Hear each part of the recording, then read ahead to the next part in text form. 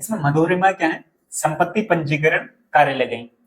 तो रजिस्ट्रार ने उनसे क्या कहा, आप अपना नाम मधुरिमा बनर्जी, बेटी ए के बनर्जी नहीं, बल्कि आप जो है विवाहित हैं, आप अपने पति का नाम लिखना होगा।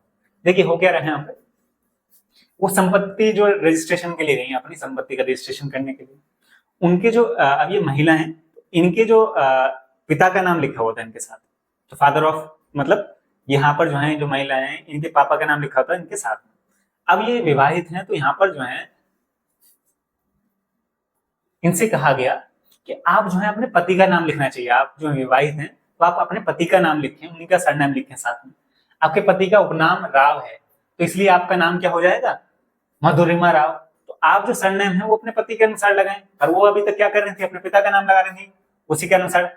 वह सहमत नहीं हुई और उसने कहा, अगर शादी के बाद मेरे पति का नाम नहीं बदला तो मेरा क्यों बदला जाए। यह जो है विवाद कौन सा सही है, आप बताएं।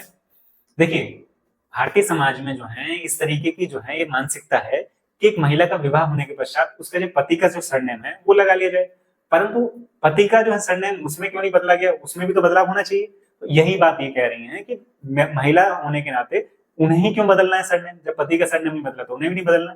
ये उनकी इच्छा के अनुसार चल देगा, इसके लिए उन पर जो है कोई दबाव नहीं बना सकता। अगर उनकी इच्छा है कि उन्हें जो है अपने पति के सरनेम चलाना है तो चला सकती हैं, अगर उनकी इच्छा नहीं है तो नहीं चला सकती है, उनकी स्वतंत्रता है। कोई उन्हें क्यों बताएगा, जैसे यहाँ पे बताया गया, कोई उन्हें क्यों बताएगा कि अपने पति का जो है सरनेम लगाएं, तो ये यहाँ पर गलत बात है, ऐसे नहीं कहना चाहिए था उन्हें, क्योंकि ये उनकी स्वतंत्रता है कि वो जो है अपने पति का नाम भी लगा सकती हैं और अपने फादर का सरनेम भी लगा सकती हैं। तो इस विवाद में जो है जो मधुरिमा जो है वो बिल्कुल सही है, क्योंकि रजिस्ट्रार जो है उनके निजी मामले में सवाल उठा रहे हैं, क्योंकि वो उनका निजी मामला है। वो रखना चाहती है सरनेम अपने पापा का तो उनका रख सकती हैं, वो अपने पति का सरनेम रख सकती हैं, वो उनकी इच्छा पर निर्भर करता है। पर हस्तक्षेप जो है उनकी स्वतंत्रता का जो अधिकार है उसका उल्लंघन कर रहे हैं। पर साथ ही पति का नाम जो है अपनाने का सामाजिक सवाल एक धार्मिक प्रथा में निहित है, जो महिलाओं को कमजोर और हीन मानती है। तो यानी कि जो है महिलाएं जो है अगर अपने पति का सरनेम रखें या अपने पिता का सरनेम रखें, तो ये बात गलत है कि हम जो है बोलेंगे आप जो है अब पिता से जो है आप पति के पास चले गए हैं शादी के बाद तो उनका सरनेम रखें। तो ये जो है क्या हो रहा है कि महिलाओं को कमजोर माना जा रहा है जी। इसके बदले मधुरिमा को अपना नाम बदलने के लिए मजबूर करना और उनके साथ उनके समानता के अधिकार और धार्मिक स्वतंत्रता के अधिकार का उल्लंघन है। तो यहाँ पर बात की गई कौन कौन से अधिकारों का उल्लंघन हुआ, उनके धार्मिक अधिकार का उल्लंघन हुआ, उनके जो समानता का अधिकार, समान, क्योंकि महिला हो या पुरुष दोनों में फिर ये समानता होनी चाहिए कि दोनों के सरनेम बदल लेना चाहिए, और पति को जो है अपनी पत्नी के घर वालों का सरनेम रख लेना चाहिए, और फिर पत्नी को जो है अपने पति के सरनेम रख लेना चाहिए। इस तरीके से होना चाहिए, तभी तो समानता होगी। फिर हम पत्नी को क्यों कह रहे हैं कि अपना सरनेम बदल लें। तो यहाँ पर जो है, और ये इनका निजी मामला भी है, वो चाहे तो रख सकती हैं, ये उनकी इच्छा पर निर्भर करता है। तो यहाँ पर जो है जो रजिस्ट्रार थे उन्हें ये कहना नहीं चाहिए था, क्योंकि ये उनकी स्वतंत्रता का अधिकार था।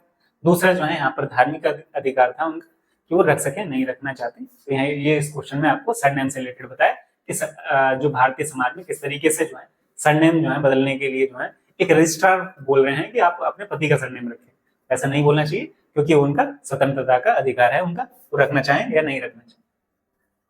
जैसे कि आपकी पोल साइंस की क्लासेस खत्म हो चुकी है, ये लास्ट क्लास थी, 9th क्लास की पोल साइंस आपकी खत्म हो चुकी है। ज्योग्राफी भी आपको चैनल पर मिल जाएगी, इसी तरीके से आपकी पोल साइंस भी मिल जाएगी।